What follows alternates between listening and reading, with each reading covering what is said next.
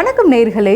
கர்த்தருடைய வேதத்தில் பிரியமாயிருந்து இரவும் பகலும் அவருடைய வேதத்தில் தியானமாயிருக்கிற மனுஷன் பாக்கியவான் என்ற வசனத்தின்படி உங்களுக்கும் கர்த்தருடைய வார்த்தையின் மேல் இருக்கும் விருப்பத்திற்காக கடவுளுக்கு நன்றி கூறுகிறோம்.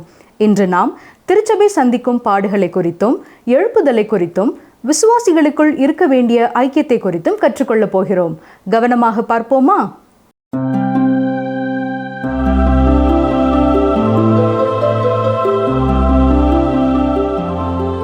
பிரியமானவர்களே, மீண்டும் ஒரு வேத ஆராய்ச்சி நேரத்தில் உங்களை சந்திப்பது எனக்கு மகிழ்ச்சி. இன்றைய வேத ஆராய்ச்சி நிகழ்ச்சியிலே நாம் 1 தெசலோனிக்கேயர் 2ஆம் அதிகாரம் 14ஆம் வசனம் முதல் 20ஆம் வசனம் வரை கற்றுக்கொள்ளப் போகிறோம்.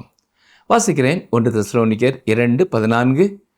எப்படியெனில் சகோதரரே, யூதேயா தேசத்தில் கிறிஸ்து இயேசுவுக்குள்ளான தேவனுடைய சபைகளை நீங்கள் பின்பற்றினவர்களாகி அவர்கள் யூதராலே எப்படி பாடுபட்டார்களோ அப்படியே நீங்களும் உங்கள் சுய ஜனங்களாலே பாடுபட்டீர்கள். முதலாவதாக தாயை போல தான் செயல்பட்ட விதத்தை கூறினார். இப்பொழுது சகோதரரே என்று அழைக்கிறார். எப்படி அவர்களை பவுல் சகோதரர் என்று அழைக்கிறார்? 2 விதங்களிலே அவர்களுக்கு சகோதரரானார். நமது இனமோ நிறமோ வித்தியாசம் இல்லாமல் நாம் அனைவருமே பாவம் செய்திருக்கிறபடினாலே பாவிகள் என்னும் சகோதரத்துவத்திலே நாம் உண்டாயிருக்கிறோம். பாவத்தினாலே உண்டான சகோதரத்துவத்திலே அன்புள்ள சகோதரத்துவம் இல்லை. நன்றாக கவனித்து பாருங்கள். எப்பொழுதும் மற்றவர்களை நம்பக்கூடிய சூழ்நிலைகள் இல்லை. தெசலோனிக்கேயரை சகோதரர்கள் என்று பவுல் அழைப்பதற்கான காரணம் என்ன? யூதேயாவில் விசுவாசிகள் எப்படி பாடுபட்டார்களோ அதே போல சுற்றியுள்ள ஜனங்களாலே தெசலோனிக்கே பட்டணத்திலும் இந்த விசுவாசிகள் பாடுபட்டார்கள். தெசலோனிக்கே சபையில் யூதர் அல்லாத மக்கள் தான் அநேகர் இருந்தார்கள். ரோம சக்கரவர்த்திகளால் பாடுகள் வரும் முன் அவர்களும் தங்கள் சொந்த தெசலோனிக்கே ஜனங்களாலே பாடு அனுபவித்தார்கள். எனவேதான் பவுல் கூறும்பொழுது யூதேயா தேசத்தில் உள்ள கிறிஸ்து இயேசுவுக்குள்ளான சபையை நீங்கள் பின்பற்றினவர்களாகி அங்கே அவர்கள் யூதர்களால் எப்படி பாடுபட்டார்களோ அப்படியே நீங்களும் உங்கள் சுய ஜனங்களாலே பாடுபட்டீர்கள் என்று சொல்லுகிறார். அப்படி என்றால் பாடுகளினாலே சகோதரர்கள். பாடுகள் விசுவாசிகளை இணைக்கும் ஒரு கயிறு போல இருக்கிறது. இந்த உண்மையை நாம் மறந்து போகக்கூடாது. இன்று பல திருச்சபைகளுக்கு இந்த அனுபவம் இல்லை. உபாகமம் 32ஆம் அதிகாரம் 15ஆம் வசனத்தை பாருங்கள். யெஷூரன் கொழுத்து போய் உதைத்தான். கொழுத்து ஸ்தூலித்து நினம் துண்ணின போது தன்னை உண்டாக்கின தேவனை விட்டு தன் ரட்சிப்பின் கண்மலையை அசட்டை பண்ணினான். செல்வ பெருக்கிலே வாழ்கின்ற திருச்சபைகள் தேவனை அசட்டை பண்ணுகிறதாக இருக்கிறது. ஆவிக்குரிய காரியங்களுக்கு முக்கியத்துவம் கொடுக்காமல் கட்டிட அலங்காரங்களுக்கும் கேளிக்கைகளுக்கும் உணவுகளுக்கும் இப்படி பல திருச்சபைகள் முக்கியத்துவம் கொடுக்கின்றன. மேலும் திருச்சபையில் உள்ள பலர் ஆத்தும ஆதாய பணிகளுக்கு கொடுப்பதை விட இப்படிப்பட்ட வீண் செலவுகளுக்கு தங்கள் நன்கொடைகளை கொடுக்கவே விருப்பமுள்ளவர்களாய் இருக்கிறார்கள். ஏனென்றால் பல திருச்சபைகளிலே யார் யார் எந்தெந்த காரியங்களுக்கு எவ்வளவு பணம் கொடுத்தார்கள் என்று கர்த்தரை ஆராதிக்க வேண்டிய ஆராதனை நேரங்களிலும் பட்டியல்கள் வாசிக்கப்படுகின்றன. இப்படிப்பட்ட காரியங்கள் தவறு. பிரியமானவர்களே, இது தேவையில்லை என்பதை திருச்சபையில் பலர் உணர்ந்திருந்தாலும் தைரியமாய் அதை எடுத்துச் சொல்ல அவர்களால் முடியாமல் இருக்கிறார்கள். அப்படிப்பட்ட சபைகளுக்கு பாடுகள் மிக அருகில் இருக்கின்றன. இன்று பல திருச்சபைகளிலே மக்கள் எழுப்புதலுக்காக ஜெபித்து கொண்டு இருக்கிறார்கள். ஒவ்வொரு வாரமும் குறிப்பிட்ட நேரத்தில் ஒன்று கூடி சபைகளின் எழுப்புதலுக்காக ஜெபிக்கிற ஜெபக்குழுக்கள் உண்டு. ஆனால் எந்த ஒரு ஜெபக்குழுவும் எழுப்புதல் உண்டாக பாடு வரும்படி ஜெபிக்கிறதில்லை. இந்த நாட்களிலே வேத வசனங்களை படிப்பதற்கான ஆவல் மக்களுக்குள்ளே வருகின்றது. சிலர் இதை எழுப்புதல் என்று சொல்லுகிறார்கள். ஆனால் பிரியமானவர்களே, திருச்சபைகளுக்கு எழுப்புதல் உண்டாகும் பொழுது அது எல்லாராலும் காணக்கூடிய உண்டாய் இருக்கும். இது எழுப்புதல் தானா என்று யாரும் யாரை பார்த்தும் கேட்க வேண்டிய சூழ்நிலை இருக்காது. ஆனால் திருச்சபைக்கு பாடு வரும் என்றால் விசுவாசிகள் ஒருவரோடு ஒருவர் நெருக்கமானவர்களாக மாறுவார்கள். கொரிந்து திருச்சபை போல இன்றும் பல திருச்சபைகளிலே நான் அதைச் சேர்ந்தவன், நான் இதைச் சேர்ந்தவன், அல்லது நான் அவனைச் சேர்ந்தவன், அல்லது நான் இவனைச் சேர்ந்தவன் என்று சகோதரத்துவம் இல்லாமல் இருக்கும் சூழ்நிலை வேதனையானது. திருச்சபைகளிலே போட்டி பொறாமைகளை ஏற்படுத்தும் அவசியமில்லாத அமைப்புகளை சபைகளை விட்டு அப்புறப்படுத்தும் பொழுது என் சகோதரன் என் சகோதரி என்ற ஒற்றுமை ஐக்கியம் அங்கே ஏற்பட முடியும். திருச்சபை ஊழியர்களும் பலர் இப்படிப்பட்ட பிரிவினைகளுக்கு காரணமாய் பிரிவினைகளை தலைமை தாங்கி நடத்துகிறவர்களாய் இருப்பது மிகவும் வேதனையான ஒரு காரியம். உண்மையான விசுவாசிகள் இப்படிப்பட்ட நிகழ்வுகளை விட்டு விலகி நின்று கர்த்தருக்கு சாட்சியாய் வாழ எதிர்பார்க்கப்படுகிறார்கள். இந்த நாட்களிலே சபைகளுக்குள்ளே இருக்கிற போட்டி பொறாமைகள் மறைந்து போகும் பொழுதே உண்மையான ஒரு அன்பும் உண்மையான ஐக்கியமும் அங்கே உண்டாகும். பல காரியங்களிலே அவர்களுக்குள்ளே கருத்து வேறுபாடுகள் இருக்கலாம். ஆனால் இயேசு கிறிஸ்துவுக்குள்ளே இவன் என்னுடைய சகோதரன், இவள் என்னுடைய சகோதரி என்ற ஐக்கியம் அப்பொழுது பூரணமாய் உண்டாகும். ரட்சிக்கப்பட்ட நாம் அனைவரும் தேவனுடைய குடும்பத்தில் இருக்கிறோம். இதை இந்த உலகத்தின் முன் காட்ட வேண்டியவர்களாயும் இருக்கிறோம். பாடு வந்த பின்தான் காண்பிக்க போறேன் என்று இல்லாமல் இப்பொழுதே கிறிஸ்துவுக்குள் சகோதரத்துவ அன்பை மற்றவர்கள் காண நாம் வாழும் பொழுது அநேகர் கிறிஸ்துவண்டை இழுத்து கொள்ளப்படுவார்கள். நாம் எழுப்புதலுக்காக ஜெபிப்போம் என்றால் குறுக்கு வழியிலே எழுப்புதல் வரும் என்று எதிர்பார்க்கிறோம். இல்லை பிரியமானவர்களே, எழுப்புதலை உண்டு பண்ணக்கூடிய ஒரு சூழ்நிலையை தேவன் உண்டு பண்ண வேண்டும் என்று ஜெபிப்போம். கடந்த நாட்களிலே மக்கள் பாடுகளின் மத்தியில் இருந்த பொழுது இருளான நாட்களிலே கஷ்டமான வேளைகளிலே தான் எழுப்புதல் உண்டாயிற்று. ஒரு பெரிய புரட்சி ஏற்படக்கூடிய ஒரு சூழ்நிலை இருந்தது. நாம் இருக்கும் தேசத்திலும் தேவன் எழுப்புதலை அனுப்பும்படி அதற்கான சூழ்நிலையை ஏற்படுத்தும்படியாய் நாம் ஜெபிக்க வேண்டும். 1 தெசலோனிக்கேயர் 2ஆம் அதிகாரம் 15-16 வசனங்களை கவனியுங்கள். அந்த யூதர்கள் கர்த்தராகிய இயேசுவையும் தங்கள் தீர்க்கதரிசிகளையும் கொலை செய்தவர்களும் எங்களை துன்பப்படுத்தினவர்களும் தேவன் கேட்காதவர்களும் மனுஷர் யாவருக்கும் விரோதிகளுமாயிருந்து புறஜாதியார் ரட்சிக்கப்படுவதற்கு நாங்கள் அவர்களோடு பேசாதபடிக்கு தடை பண்ணுகிறார்கள். இவ்விதமாய் எக்காலத்திலும் தங்கள் பாவங்களை நிறைவாக்குகிறார்கள். அவர்கள் மேல் கோபாக்கினை பூரணமாய் வந்திருக்கிறது. பிரியமானவர்களே, இது வேத புத்தகத்தில் குறிப்பிடத்தக்க ஒரு பகுதி. உன்னதமான ஒரு கொள்கையை இது வெளிப்படுத்துகிறது. தேவன் பாவத்தை அதன் முழு அகோரத்திற்கும் செல்லும்படியாக விட்டு விடுகிறார். தீர்க்கதரிசிகள் பாவத்தை குறித்து சொல்லும் பொழுது அது நிரம்பி வழிய வேண்டும் என்று சொன்னார்கள். அப்படி பாவம் நிறையும்படியாக தேவனும் விட்டு விடுகிறார். எனக்கு விருப்பமானபடி என்னை விடாமல் தேவன் என்னை தடுத்து விட்டார் என்று பிசாசானவன் சொல்லாதபடி பாவம் எந்த எல்லைக்கு செல்ல வேண்டுமோ அந்த எல்லைக்கு செல்ல தேவன் அனுமதித்து விட்டார். மேலும் மகா உபத்திரவ காலத்திலே பிசாசானவன் தன் முழு வலிமையோடு கூட இந்த உலகத்திலே செயல்பட போகிறான். என்றாலும் ஒரு நாள் வருகிறது, தேவன் அவனை நித்தியமாய் தனது பிள்ளைகளை விட்டு தூரமாக்கி அவனை அக்கினியும் கந்தகமும் எரிகிற அக்கினி கடலிலே தள்ளப் போகிறார்.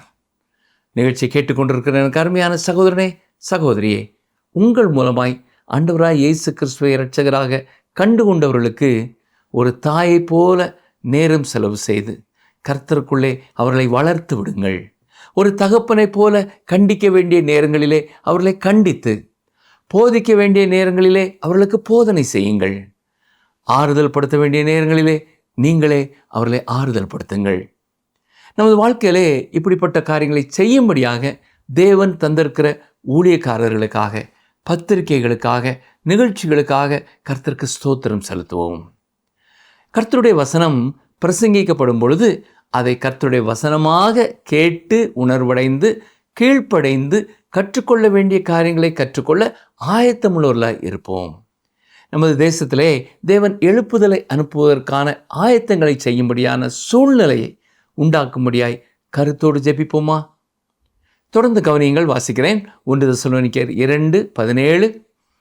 சகோதரரே, நாங்கள் இருதயத்தின்படி உங்களோடு இருந்து சரீரத்தின்படி கொஞ்ச காலம் உங்களை விட்டு பிரிந்திருந்தபடியினாலே உங்கள் முகத்தை பார்க்க வேண்டும் என்று மிகுந்த ஆசையோടെ பிரயத்தனம் பண்ணினோம். இங்கே மீண்டுமாக பவுல் சகோதரரே என்ற வார்த்தையை பயன்படுத்துகிறார். இது உண்மையாகவே கிறிஸ்து இயேசுவின் சக விசுவாசிகளோடு அவர் உணர்ந்த ஒரு சகோதரத்துவத்தை வெளிப்படுத்துகிறது. கிறிஸ்துவுக்கு வெளியே பாவிகளின் சகோதரத்துவம் தான் உண்டு. கிறிஸ்துவுக்குள் இருப்பவர்கள் அனைவரும் கிறிஸ்துவுக்குள் சகோதரர்களாய் இருக்கிறார்கள். இந்த வசனத்திலே தெசலோனிக்கை சபை மீது வைத்திருந்த உண்மையான அன்பையும் அக்கறையையும் பவுல் வெளிப்படுத்தி இருக்கிறார். சரீரத்தின்படி உங்களை விட்டு பிரிந்திருந்தாலும் உங்கள் முகத்தை பார்க்க வேண்டும் என்று ஆசையோடு அதிக முயற்சி செய்தோம் என்று சொல்லுகிறார். சரீர பிரகாரமாக தூரமாக இருந்தாலும் அவருடைய இருதயம் தெசலோனிக்கே சபையாரோடு கூட எப்பொழுதும் இருந்தது. பவுல் அவர்களை மீண்டும் சந்தித்தார். 1 தெசலோனிக்கேயர் 2ஆம் அதிகாரம் 18ஆம் வசனத்தை பாருங்கள். ஆகையால் நாங்கள் உங்களிடத்தில் வர 2 தரம் மனதாயிருந்தோம். பவுலாகிய நானே வர மனதாயிருந்தேன், சாத்தானோ எங்களை தடை பண்ணினான். பவுல் தெசலோனிக்கே பட்டணத்திற்கு திரும்ப செல்ல வாஞ்சித்தாலும் சாத்தான் அதை தடுத்தான் என்று சொல்லுகிறார். கர்த்தருடைய ஊழியத்தை உண்மையும் உத்தமமாய் செய்ய உண்மையான ஆத்தும பாரம் வேண்டும். பிரியமானவர்களே, ஏன் நாம் கர்த்தருக்கு ஊழியம் செய்ய வேண்டும்? முதலாவதாக 1 தீமோத்தேயு 2ஆம் அதிகாரம் 4ஆம் வசனத்தை பார்ப்போம் என்றால், எல்லா மனிதரும் ரட்சிக்கப்படவும் சத்தியத்தை அறிகிற அறிவை அடையவும் அவர் சித்தமுள்ளவராய் இருக்கிறார் என்று பிதாவாகிய தேவனை குறித்து சொல்லப்பட்டிருக்கிறது. அது மட்டுமல்ல, ஆண்டவராய் இயேசு கிறிஸ்துவும் உயிரோடு எழுந்து பரலோகத்திற்கு செல்லும் முன் தன்னை பின்பற்றின சீடர்களை பார்த்து, நீங்கள் உலகமெங்கும் போய் சர்வ சிருஷ்டிக்கும் சுசேஷத்தை பிரசங்கியுங்கள் என்று தான் கூறினார் என்பதை மார்க்கு 16ஆம் அதிகாரம் 15ஆம் வசனத்தில் வாசிக்கிறோம். மேலும் இப்பொழுது நாம் வாழும் காலம் பரிசுத்த ஆவியானவரின் காலம். இந்த காலத்தில் அவர் வந்து என்ன செய்வார் என்பதை குறித்து இயேசு தனது சீடர்களுக்கு கூறிய பொழுது யோவான் 16ஆம் அதிகாரம் 8ஆம் வசனத்திலே அவர் வந்து பாவத்தை குறித்தும் நீதியை குறித்தும் நியாய தீர்ப்பை குறித்தும் கண்டித்து உணர்த்துவார் என்று கூறியிருக்கிறார். எனவே விசுவாசிகளான ஒவ்வொருவருமே அப்போஸ்தலனாகிய பவுலைப் போல ஆத்தும பாரம் உள்ளவர்களாய் அவர்கள் வசிக்கும் தெருவிலே, அவர்கள் வேலை செய்யும் இடத்திலே மற்றவர்கள் கிறிஸ்துவின் அன்பை அறிந்து கொள்ள வேண்டும் என்ற பாரத்தோடு செயல்படுகிற விசுவாசிகளாய் அன்பின் பிரயாசத்தை வெளிப்படுத்துகிறவர்களாய் வாழ வேண்டும். இன்றும் சாத்தான் சகோதர சிநேகங்களுக்கு இடையூறு விளைவிக்கிறான். விசுவாசிகள் ஒருவரோடு ஒருவர் ஐக்கிய நேரங்களை செலவு செய்வதை அவன் தவிர்க்க முயற்சிக்கிறான். மேலும் கர்த்தருடைய வசனம் எல்லாருக்கும் போதிக்கப்படுவதையும் தடுத்து நிறுத்த முயற்சிக்கிறான். பல பள்ளிகளிலே, கல்லூரிகளிலே விசுவாசிகள் ஒன்று கூடி ஜெபிக்கவும் ஐக்கியம் கொள்ளவும் ஒரு காலத்திலே நல்ல வாய்ப்பை பெற்றிருந்தாலும் இந்த நாட்களிலே பிசாசானவன் அதையும் தடை செய்யும்படியாய் யாரையாவது கொண்டு வந்து விடுகிறான். பல ஊடகங்கள் வழியாக கர்த்தருடைய வசனம் போதிக்கப்படும் பொழுது அது தொடர்ந்து செல்லாதபடி தடை செய்யும் ஆட்களை நிறுவுகிறான். பாருங்கள், 1 தெசலோனிக்கேயர் 2ஆம் அதிகாரம் 19ஆம் 20ஆம் வசனங்கள். எங்களுக்கு நம்பிக்கையும் சந்தோஷமும் மகிழ்ச்சியின் கிரீடமுமாய் இருப்பவர்கள் யார்? நம்முடைய கர்த்தராய் இயேசு கிறிஸ்து வரும்போது அவருடைய சன்னிதானத்திலே நீங்கள் அல்லவா அப்படி இருப்பீர்கள். நீங்களே எங்களுக்கு மகிமையும் சந்தோஷமுமாய் இருக்கிறீர்கள். கிறிஸ்து தமது சபையை எடுத்துக்கொள்ளும்படி வரும்பொழுது பவுல் கிறிஸ்துவண்டை வழி நடத்தின அத்தனை பேரையும் சந்திப்பேன் என்ற நம்பிக்கை பவுலுக்கு இருந்தது. எனவே அவரது எதிர்பார்ப்பு தெசலோனிக்கே சபை விசுவாசிகள் இந்த உலகத்திலும் சரி நித்தியத்திலும் சரி அப்போஸ்தலனாகிய பவுலுக்கு மகிமையாயும் சந்தோஷமாயும் இருக்கிறார்கள் என்று சொல்லுகிறார். அப்போஸ்தலனாகிய பவுல் இயேசு கிறிஸ்துவை ஏற்றுக்கொள்ளும் முன் கிறிஸ்துவை பின்பற்றினவர்களை துன்பப்படுத்துகிற ஒரு மனிதனாய் இருந்தார். ஆனால் தமஸ்குவிற்கு கிறிஸ்தவர்களை துன்பப்படுத்த அனுமதியோடு சென்ற பொழுது இயேசு வழியிலே சந்தித்தார். இயேசுதான் மேசியா என்பதை பவுல் அறிந்து கொண்டவுடன் அவரிடத்திலே கேட்ட முதல் கேள்வி, ஆண்டவரே, நான் என்ன செய்ய சித்தமாயிருக்கிறேன்? அதுபோல நீங்கள் இயேசு கிறிஸ்துவை இரட்சகராக ஏற்றுக்கொண்ட ஒருவராய் இருப்பீர்கள் என்றால் நீங்கள் இருக்கும் இடத்திலே மற்றவர்களை கிறிஸ்துவின் அன்பிற்கு நேராய் வழிநடத்த இன்று நீங்கள் என்ன செய்து கொண்டிருக்கிறீர்கள்? இதுவரை ஒருவேளை நான் எதுவுமே செய்யவில்லை என்பதை உணர்ந்து கொள்வீர்கள் என்றால், பிரியமானவர்களே, இன்று முதல் இந்த ஜெபத்தை சொல்லுங்கள். ஆண்டவரே, நான் என்ன செய்ய சித்தமாயிருக்கிறேன்?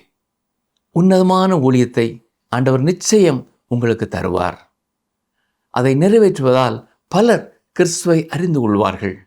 நீங்களும் கர்த்தரை அறிந்ததை குறித்து உண்மையாகவே மகிழ்ச்சி அடைவீர்கள். ஏற்கனவே கர்த்தர் கொடுத்த பணிகளை நீங்கள் தொடர்ந்து செய்து கொண்டிருப்பீர்கள் என்றால் அதனால் பலன் உடனே இல்லை என்று சோர்ந்து போய்விட வேண்டாம். உன் ஆகாரத்தை தண்ணீரின் மேல் போடு, அநேக நாட்களுக்கு பின் அதன் பலனை காண்பாய் என்று நாம் பிரசங்கியின் புத்தகத்திலே வாசிப்பது போல உண்மையான ஆத்ம பாரத்துடனும் விடா முயற்சியுடனும் செயல்படுங்கள். ஏற்ற காலத்திலே பலர் கர்த்தரண்டை வருவதை நீங்களே கண்டுகொள்வீர்கள். நிகழ்ச்சியை கேட்டுக்கொண்டிருக்கிற எனக்கு அருமையான சகோதரனே, அருமையான சகோதரியே, கர்த்தருடைய வார்த்தை மற்றவர்களுக்கு போதிக்கப்படுவதற்காக நீங்கள் எடுத்துக்கொண்ட பிரயாசங்கள் மற்றும் இந்த ஒளிபரப்பு தொடர்ந்து வருவதற்காக நீங்கள் ஏறெடுத்த ஜெபங்களின் விளைவுகளை பரலோகத்தில் ஆத்துமாக்களாக சந்திக்கப் போகிறீர்கள். உங்களுடைய ஜெபத்தினாலும் உங்கள் தியாகத்தினாலும் உங்கள் பிரயாசங்களினாலும் கர்த்தருடைய வார்த்தையை கேட்டு அவரை விசுவாசித்தவர்களை நீங்கள் நேருக்கு நேர் சந்திக்கும் பொழுது அது எத்தனை மகிழ்ச்சி நிறைந்த ஒரு கூடுகையாக இருக்கும் இல்லையா? அப்படி உங்கள் மூலமாய் கர்த்தரண்டை வந்தவர்கள் உங்கள் கரங்களை பற்றி கொண்டு உங்களுக்கு நன்றி கூறுவார்கள். ஏனென்றால் நீங்கள் எடுத்த அந்த சின்ன சின்ன முயற்சிகளின் விளைவினாலேயே அவர்கள் கர்த்தருடைய வசனத்தை கேட்கும் வாய்ப்பை பெற்றார்கள், கர்த்தரை அறிந்து கொண்டார்கள், ரட்சிக்கப்பட்டார்கள். இதுதான் பிரியமானவர்களே, நாம் பரலோகத்திலே பெற்றுக்கொள்ளப் போகிற வெகுமதிகளிலே ஒன்று. இதை நாம் உணர்ந்து வாழ வேண்டும். திருச்சபையை இந்த உலகத்திலிருந்து கிறிஸ்து எடுத்துக்கொள்ள வரும் காலத்தை நாம் எதிர்பார்த்து காத்திருப்போம். உங்கள் சாட்சி மூலமாக, உங்கள் சேவை மூலமாக, உங்கள் அர்ப்பணிப்பு மூலமாக, உங்கள் தியாகங்கள் மூலமாக கர்த்தரை அறிந்து கொண்டவர்களும் இயேசுவை சந்திக்க உங்களோடு எடுத்துக்கொள்ளப்படுவார்கள் என்பது எத்தனை மகிமையான ஒரு சந்தோஷம் இல்லையா? மத்தேயு 10ஆம் அதிகாரம் 32-33 வசனங்களை நீங்கள் வாசித்து பாருங்கள். மனுஷர் முன்பாக என்னை அறிக்கை பண்ணுகிறவன் எவனோ அவனை நானும் பரலோகத்தில் இருக்கிற என் பிதாவின் முன்பாக அறிக்கை பண்ணுவேன். மனுஷர் முன்பாக என்னை மறுதலிக்கிறவன் எவனோ அவனை நானும் பரலோகத்தில் இருக்கிற என் பிதாவின் முன்பாக மறுதலிப்பேன் என்று இயேசு கூறியிருக்கிறார். அப்படி என்றால் கிறிஸ்துவின் அன்பை மற்றவர்களுக்கு சொல்ல நீங்கள் என்ன முயற்சி எடுக்கப் போகிறீர்கள்? திட்டமிட்டு செயல்படுங்கள். இதை குறித்த வழிகாட்டுதல்கள், ஆலோசனைகள் உங்களுக்கு தேவை என்றால் மறவாமல் எங்களோடு தொடர்பு கொள்ளுங்கள். நிச்சயம் கர்த்தர் நீங்கள் ஜெபத்தோடு எடுக்கும் ஒவ்வொரு முயற்சியையும் ஆசீர்வதித்து உங்களை பயன்படுத்துவாராக. ஜெபிப்போமா? எங்களை நேசிக்கிறீர்கள் நல்ல ஆண்டவரே, இந்த நாளிலும் நீர் எங்களுக்கு நினைவுபடுத்தின உம்முடைய சத்தியங்களுக்காக உமக்கு நன்றி செலுத்துகிறோம். உம்மை துதிக்கிறோம் ராஜா, உம்மை ஸ்தோத்தரிக்கிறோம். இந்த நாட்களிலேயும் ஏற்கனவே உம்முடைய வார்த்தைகளை விதைக்கிற அருமையான சகோதர சகோதரிகளுக்காக நாங்கள் பாரத்தோடு ஜெபிக்கிறோம்.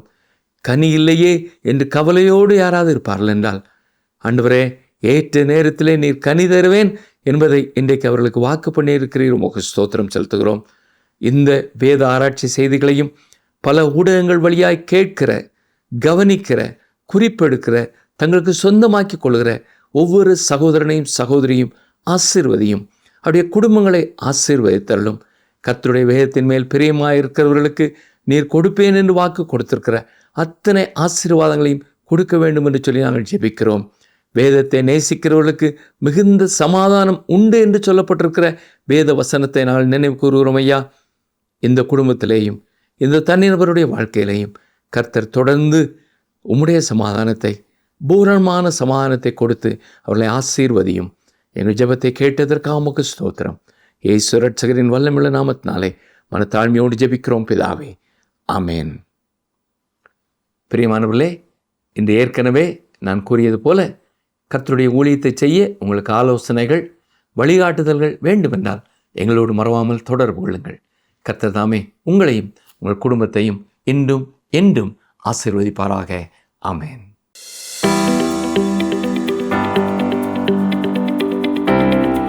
எத்தனை முறை பவுல் தெசலோனிக்கேய பட்டணத்துக்கு வர மனதாயிருந்ததாய் கூறுகிறார்? எத்தனை முறை பவுல் தெசலோனிக்கேய பட்டணத்துக்கு வர மனதாயிருந்ததாய் கூறுகிறார்? ஆப்ஷன் ஏ 2 முறை, ஆப்ஷன் பி 3 முறை, ஆப்ஷன் சி 7 முறை. இன்றைய கேள்விக்கான சரியான பதிலை 9962032803 என்ற எண்ணிற்கு வாட்ஸ்அப் மூலம் அனுப்புங்கள்.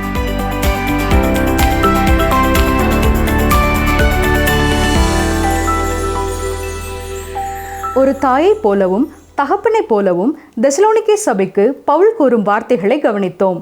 நம் திருச்சபையின் செயல்கள் கர்த்தருக்கு பிரியமானதாய் இருக்கிறதா என்பதை குறித்து சிந்தித்து பார்ப்போம். இயேசு கிறிஸ்துவின் வருகைக்காக எதிர்பார்த்து காத்திருக்கிற நம் அருகில் இருப்பவர்களுக்கு நாம் நற்செய்தி சொல்வது எப்படி என்பதை திட்டமிடுவோம். தேவன் அவர்களையும் நேசிக்கிறார். அவர்களுக்காகவும் இயேசு தன் ஜீவனை கொடுத்தார் என்பதை அறிவிக்க, ஆண்டவரே, நான் என்ன செய்ய சித்தமாய் இருக்கிறீர் என்று தொடர்ந்து ஜெபிப்போம். கர்த்தருடைய கிருபை உங்களோடு தங்கியிருப்பதாக. ஆமென். இந்த நிகழ்ச்சி உங்களுக்கு பிடிச்சிருக்கா? அப்ப இப்பவே மிஸ்டர் கால் கொடுங்க. பரிசு வெல்றது நீங்களாவும் இருக்கலாம்.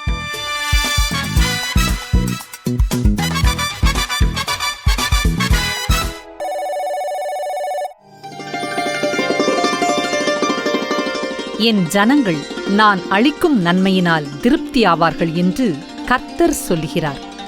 எரேமியா 31:14.